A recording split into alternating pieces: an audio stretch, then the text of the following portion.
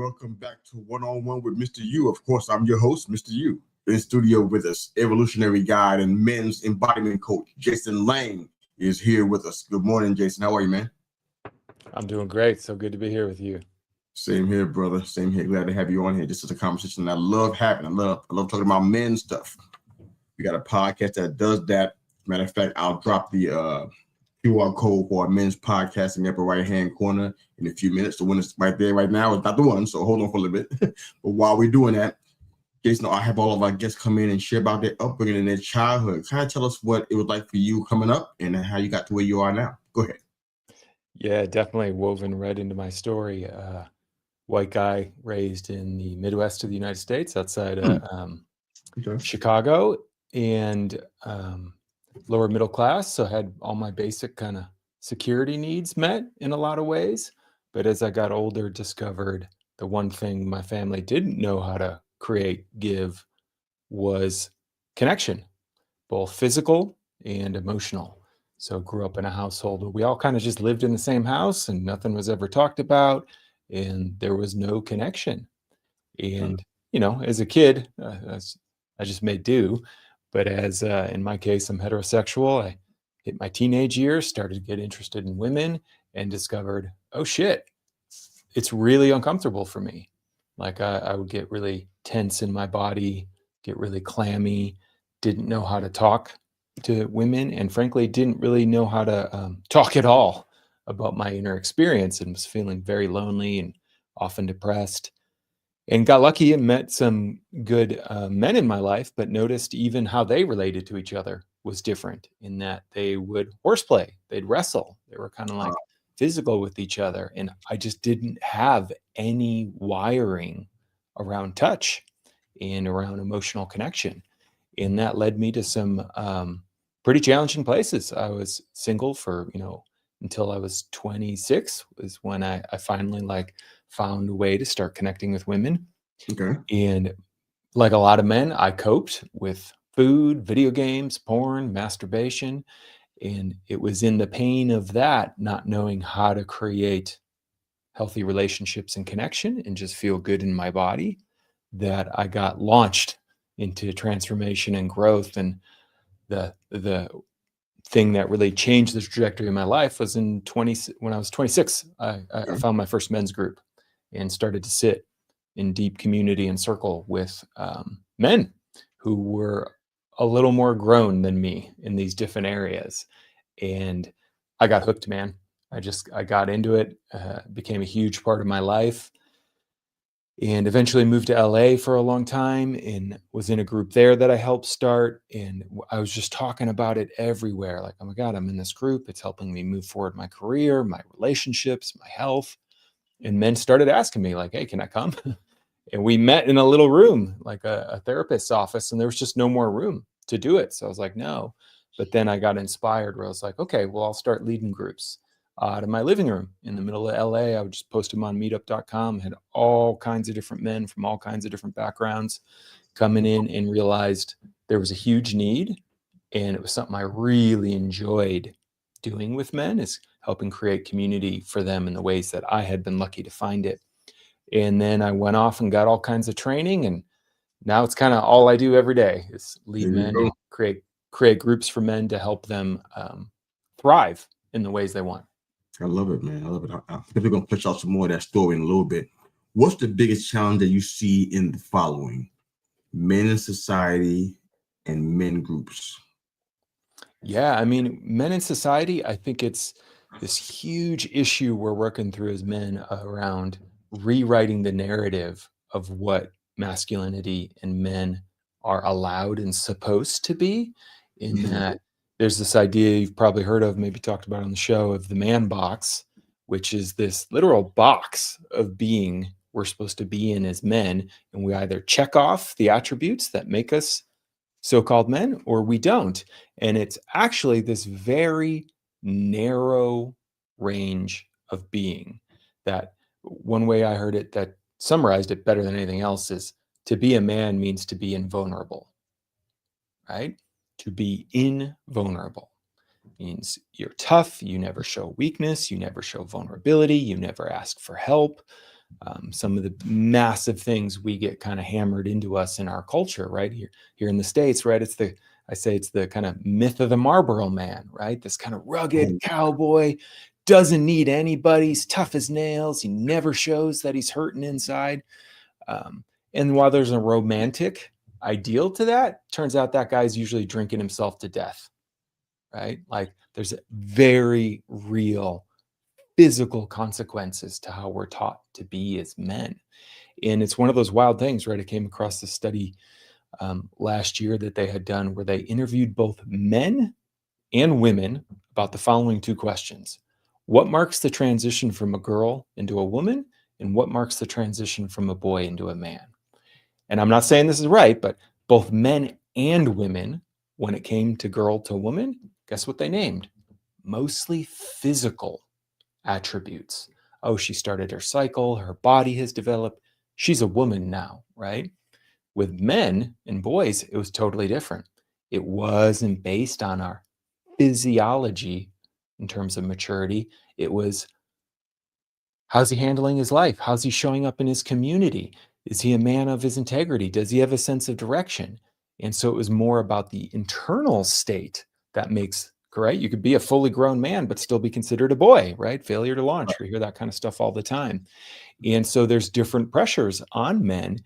And the biggest one that, I'm really tackling head on is you got to do everything alone, and other men are a threat and competition. And what it causes men to do is hold things inside. And when we hold things inside and it gets uncomfortable, we do what I did. We turn to things outside of us, substances, drugs, relationships, to try to make ourselves feel better, that never actually get to the root cause. So rewriting that narrative that, hey, it's actually okay to be vulnerable as a man. And the biggest way I often push back against this is guys who are on the kind of tough brigade. It's just the very real, honest truth that a lot of guys don't want to deal with, that at some point, I don't care if it's illness, accident, or old age, as a man, your body is going to fail you and you will not be able to just push through. And that moment of vulnerability is when men suddenly have to fall back to, what relationships have I created in my life? And it's coming for every guy. I don't care how tough he is right now. There will be a moment physically you won't be able to just push through.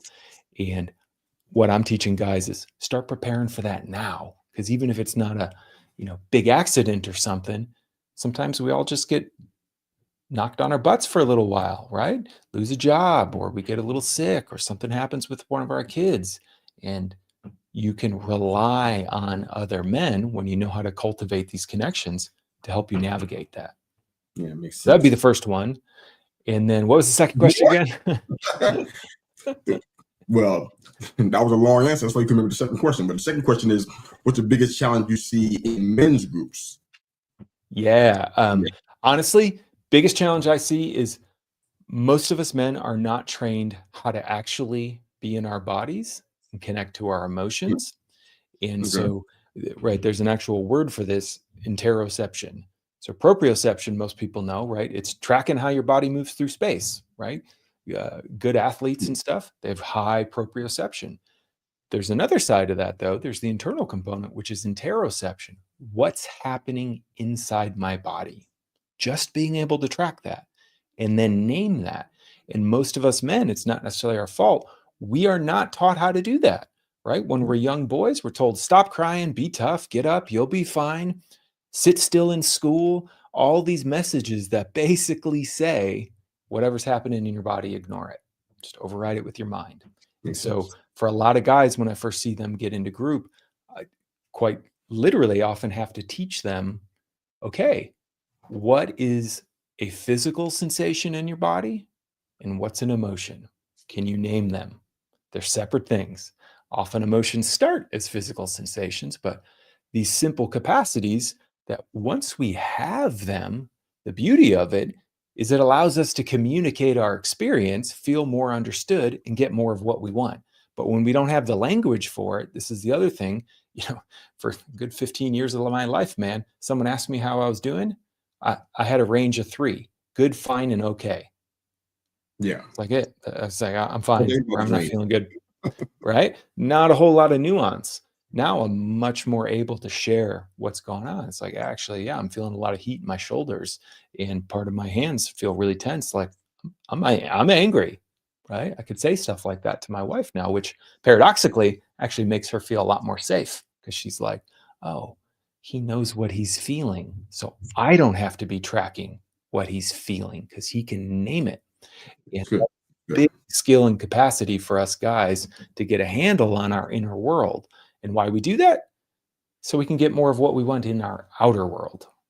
Love it. So what do you think is, and mental health is a big thing for me and for us, really.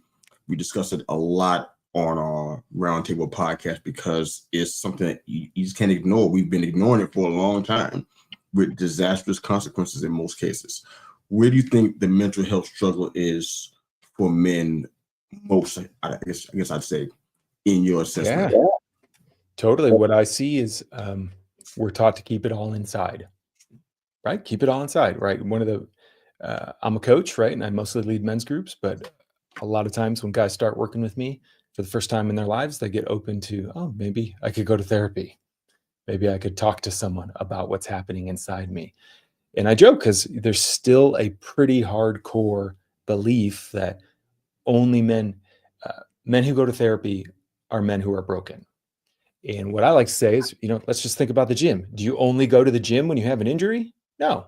You go to the gym when you want to get healthier. It can be a proactive thing. And doing the same thing for our inner health, our mental health, is a big part of that, of just learning to communicate what's inside.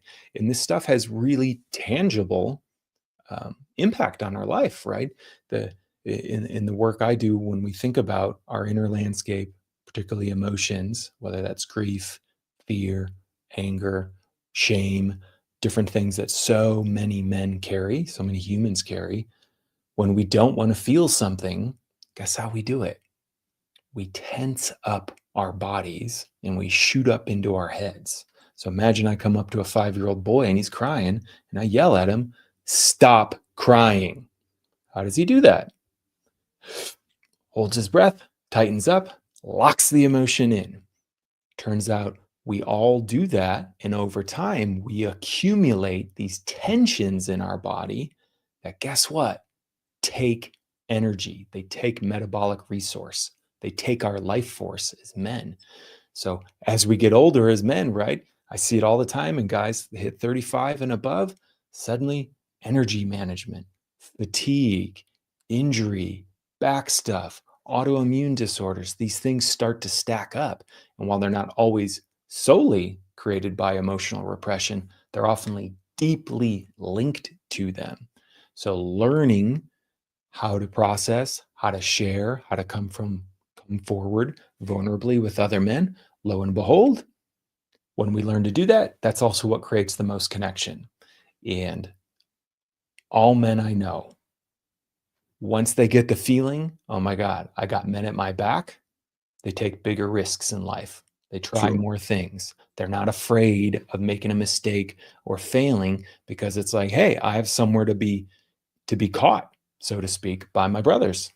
And it's rewriting that narrative, though, that it's okay to talk about this stuff. You don't have to be perfect. All the guys you see on social media you think have it all figured out, they have their own challenges too. They only post the good stuff. And when guys start to sit in circle and they realize, oh my God, this guy I had projected all over was like, had it all together with the job and the wife, and he's struggling too, it actually relaxes us guys. It's like, I'm not alone in this. Now we can be real. We can talk about this real stuff. And it's a lot to push against, though, because a lot of guys, again, I'll work with guys in their 40s, 50s, and 60s who will share things in a circle they've been holding on to for 30 years of their life and never told anyone. It's just like intense stuff. They keep it inside and they think it disqualifies them from life or love or whatever that might be. And when they finally share it, their deepest thing, their biggest fear, the greatest shame, and other men are like, yeah, right on, man. And I still like you.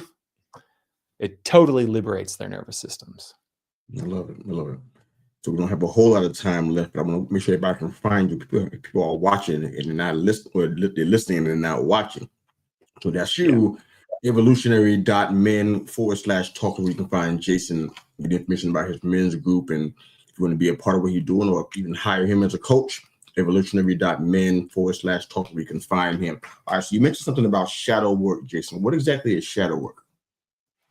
Yeah, shadow work is the process of just making conscious the unconscious processes, beliefs, and systems that run us. So a lot of Okay. times, shadow is formed when we're young. Something happens to us, it's adverse.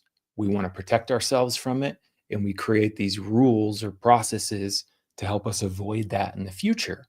And so shadow work really shows up in terms of, a lot of times guys will come to me and there's this thing or things they do they know they don't want to be doing because it doesn't help their life, and yet they keep doing it.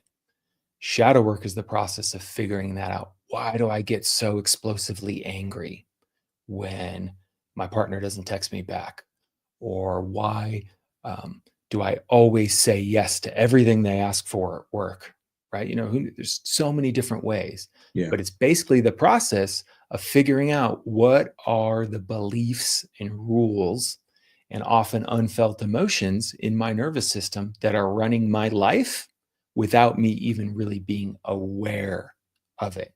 So another way to put this is, when we have extremely large reactions or amounts of reactivity to things that don't necessarily always warrant it, right? When we explode in anger or grief or fear, whatever that might be, shadow work helps us get to the root of that so we can be more conscious and make conscious choices in our life rather than just unconsciously responding. And it's a deep process because a lot of this stuff starts in childhood, and a lot of men bury it so deep they forget that, oh my God, I've been living my life my whole way because of this thing my dad or friend or caregiver said to me when I was 8 years old, or whatever that might be. And once we see it, it's like seeing the matrix of, wow, I can see that fueled all of my relationships, and I don't want to do that anymore. And that's where, another piece of work comes in, but getting clear about that shadow, which one of the reasons I do it in group is, if I'm standing here and you're like, hey man, do you see that big shadow behind you? And I'm like, what do you mean? What shadow? Right? It's much harder to see our own shadows, but when we're in trusted community, people can point it out. It's like, hey man, every time you talk about da da da da, notice your energy completely drops. And you're like, what do you mean? And then we start to see, wow, yeah, actually, I have quite a bit repressed around there.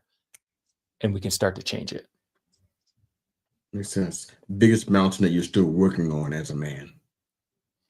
Yeah, for me, would be just being present and showing up for my wife without getting stuck in the loop of all the things I think I need to be doing in order to create and lead my family. Or sometimes I'll get so busy because I want to take care of my family. Guess what? I won't actually be present for my family in the very interactions they need the most. And that's one of the biggest things I work with men on, is what it means to actually be present in our relationships and not just always be thinking about the next thing we need to fix or win or do better or do right, which has, again, noble intentions, but it often means we miss the moments that matter the most. Gotcha. What's the biggest challenge you've overcome as a man? What's your biggest win? Yeah, I would say creating an incredible family. So yeah, like I said, I was a very late bloomer, man. I didn't get connected to women until my late 20s and felt like it was an impossible goal. And then totally changed, attracted an amazing, spirited, beautiful wife, and have created 2 beautiful kids. And in the process of fathering, have started to heal a lot of the wounds I experienced from not having with my family. Love that. Last few questions of the show. For the women that are listening, because I do have a lot of women listeners and they stick with us.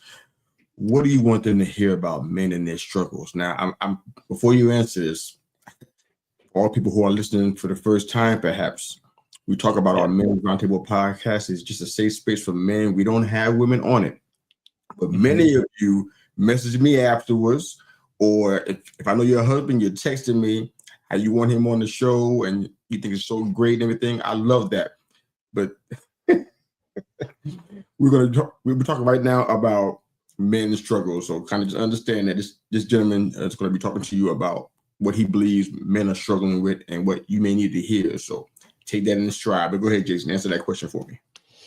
Yeah, I think for any ladies listening out there in terms of what's going on with men, we are pushing back against a culture that teaches us not to feel and keep it all inside. And oftentimes our partners want to feel us and want to know what's going on inside. And a real challenge I have seen with a lot of men is they finally take the risk and share a little bit of what's going inside.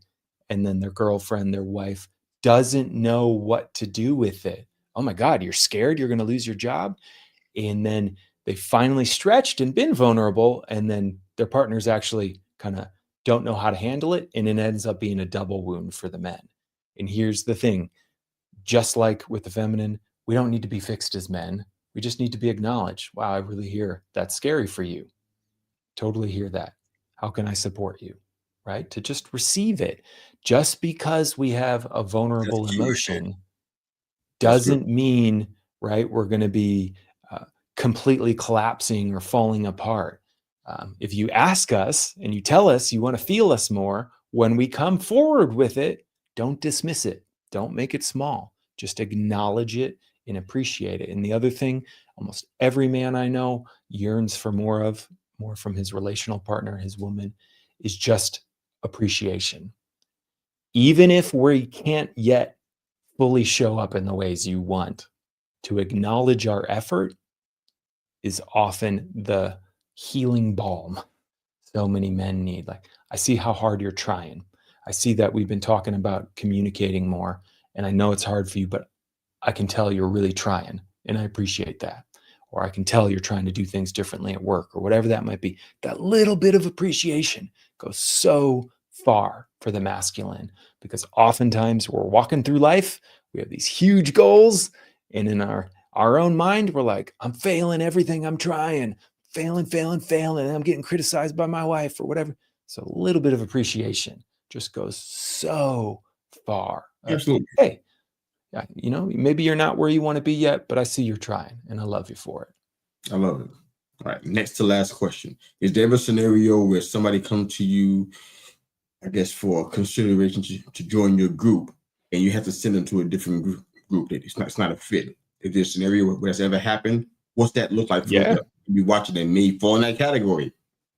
Yeah, sure. I work with most men, but you got to be committed and you got to be willing to take responsibility for your life and your pain, whatever that might be. If a man hasn't fully taken responsibility yet, it's probably not the right fit.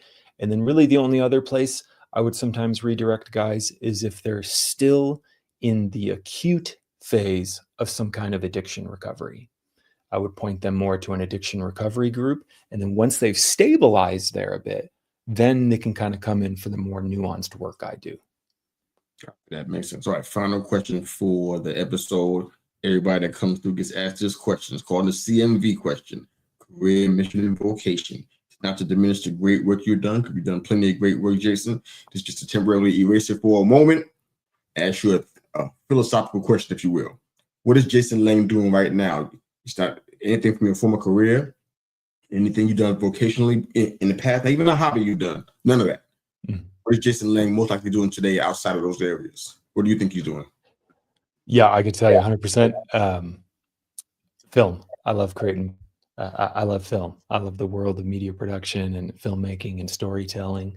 And I would love to be in that world too. I just get so lit up by it. I love watching them. I love talking about them, and I dabble a bit in making them.